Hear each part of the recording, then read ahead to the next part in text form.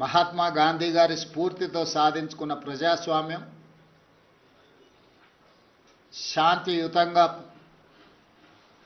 ప్రపంచాన్నే జయించవచ్చు అని ఆదర్శంగా నిలబడిన మహాత్మా గాంధీ గారి స్ఫూర్తితో డాక్టర్ బాబాసాహెబ్ అంబేద్కర్ గారు అందించిన రాజ్యాంగాన్ని రక్షించడం,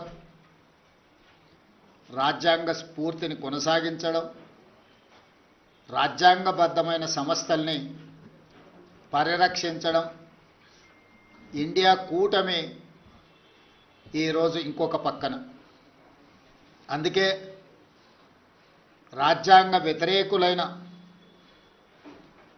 రాజ్యాంగాన్ని రద్దు చేయాలని కుట్రలు చేస్తున్న వాళ్ళను ఈ ఉపరాష్ట్రపతి ఎన్నికల్లో ఓడించడానికి ఇండియా కూటమి రాజకీయ పార్టీలకు అతీతంగా, రాజకీయాలతో సంబంధం లేని ఒక వ్యవసాయ రైతు కుటుంబంలో జన్మించిన తెలంగాణ బిడ్డ, ఉస్మానియా యూనివర్సిటీ పట్టభద్రుడు, తెలంగాణ హైకోర్టు జడ్జిగా, ఇతర రాష్ట్రాలలో చీఫ్ జస్టిస్గా, సుప్రీంకోర్టు జస్టిస్గా సుదీర్ఘకాలం సేవలను అందించి రాజ్యాంగాన్ని పరిరక్షించడమే కాదు, రాజ్యాంగ నిపుణుడిగా పేరుగాంచిన జస్టిస్ సుదర్శన్ రెడ్డిని ఈరోజు అభ్యర్థిగా ప్రకటించడం మనందరికీ గర్వకారణము. ఈరోజు వారిని గెలిపించవలసిన బాధ్యత ప్రతి తెలుగువాడి మీద ఉన్నది. దేశ రాజకీయాలను ప్రభావితం చేయగలిగిన, దేశ ఆర్థిక వ్యవస్థను ప్రపంచంతో పోటీ పడే విధంగా తీర్చిదిద్దిన పివి నరసింహారావు గారి తర్వాత మళ్ళీ తెలంగాణ ప్రాంతానికి జస్టిస్ సుదర్శన్ రెడ్డిని ఇండియా కూటమి ఉపరాష్ట్రపతి అభ్యర్థిగా ప్రకటించడం మనందరికీ గర్వకారణము.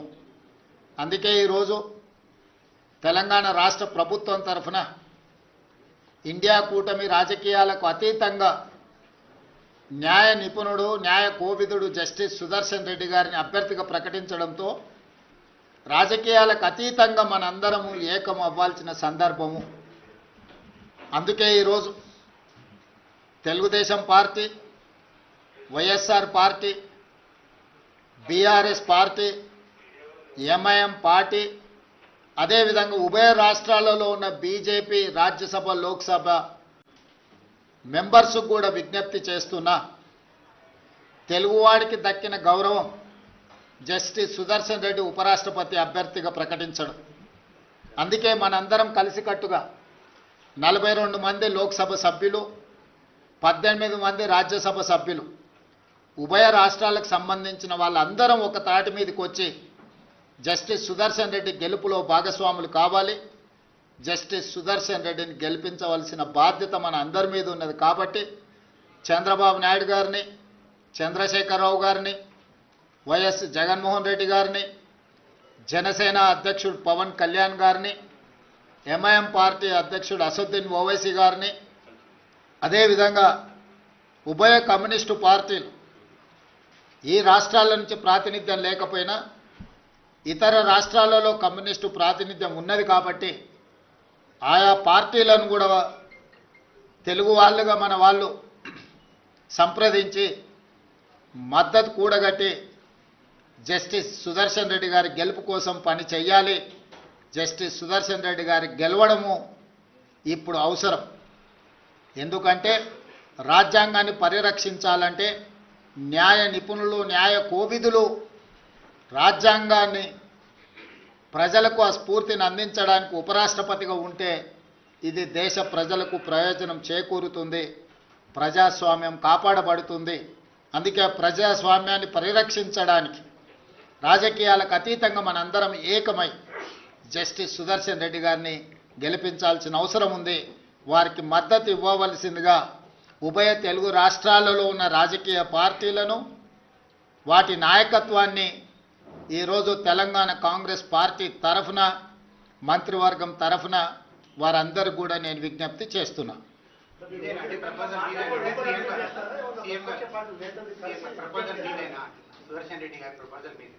ఇండియా కూటమి ప్రతిపాదన ఇది రాజకీయ పార్టీలకు అతీతంగా ఇండియా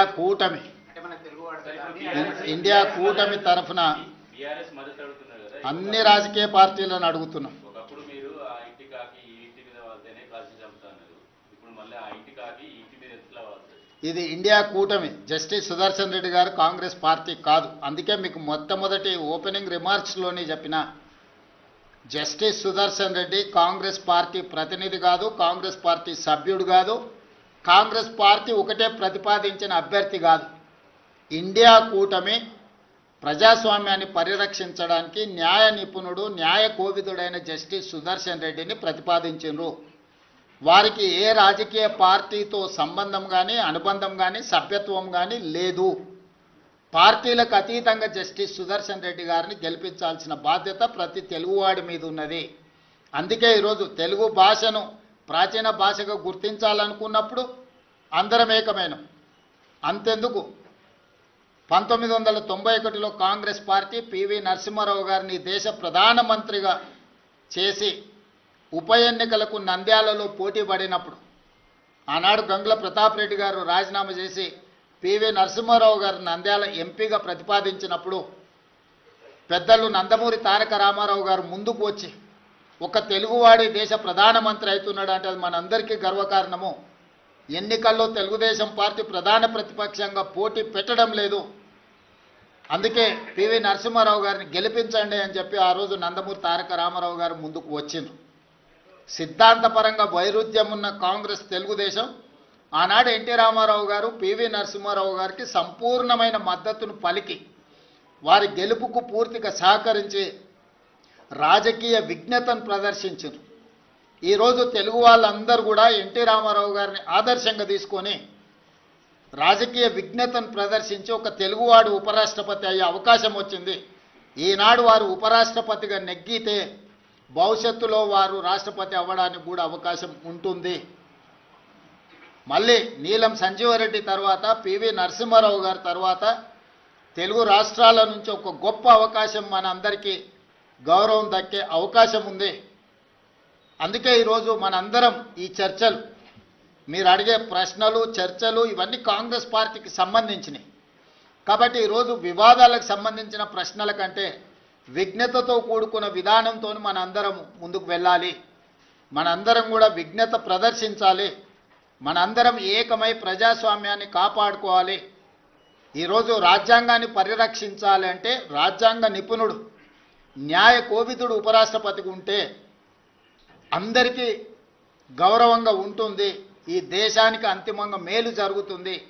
కాబట్టి వివాదాస్పదమైన ప్రశ్నలు కానీ వివాదాస్పదమైన అంశాలకు ఈరోజు పత్రికా సమావేశంలో తావు లేదు. అందుకే పాత్రికేయ మిత్రులకు కూడా నా విజ్ఞప్తి, మీ ఆలోచనలు ఏవైనా ఉన్నా మీ భిన్నాభిప్రాయాలను కూడా పక్కన పెట్టి మీరందరూ కూడా కలిసికట్టుగా జస్టిస్ సుదర్శన్ రెడ్డి గారికి మద్దతు ఇవ్వాల్సిందిగా మీ అందరికి కూడా విజ్ఞప్తి చేస్తున్నా.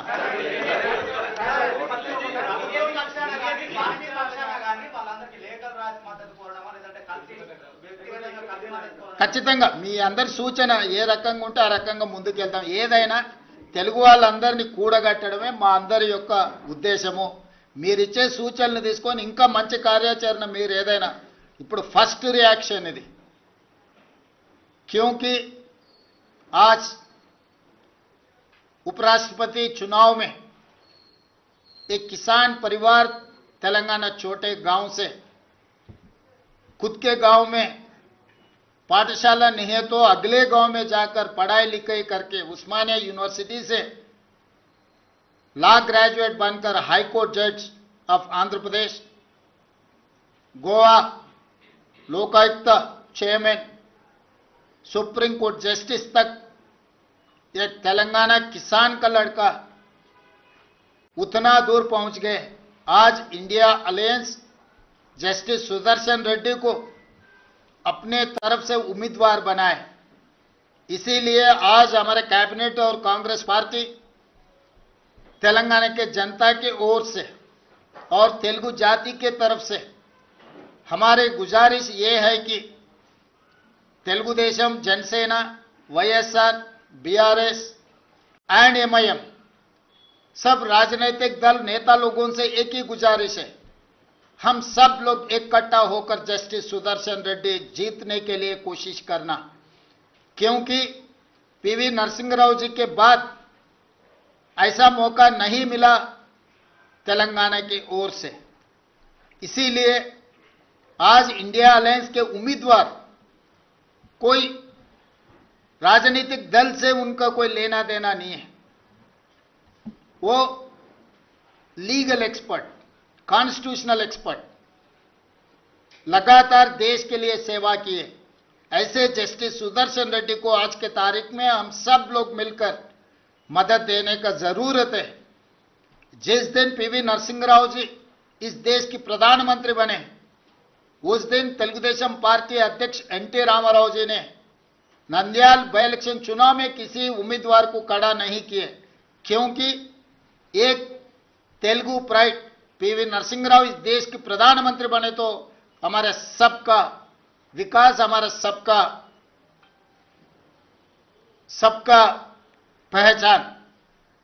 इसीलिए उस दिन जो एनटी रामाराव ने जो निर्णय लिया, पीवी नरसिंह राव जी को मदद किए, आज भी तेलंगाना की ओर से मेरा एक ही गुजारिश है, justice Sudarshan Reddy non political, non controversial and legal expert, हम सब लोग उनको मदद देना, आने वाले चुनाव में उनको जिताने के लिए मैं गुजारिश कर रहा हूं। मुख्यमंत्री जी एक सवाल है, आप विपक्ष के लोगों का ये कहना है कि एक तरफ तो तेलंगाना कांग्रेस और तेलंगाना की सरकार 42% आरक्षण के लिए दिल्ली से हैदराबाद एक की हुई है, दूसरी तरफ जो एनडीए के कैंडिडेट हैं वो भी ओबीसी हैं,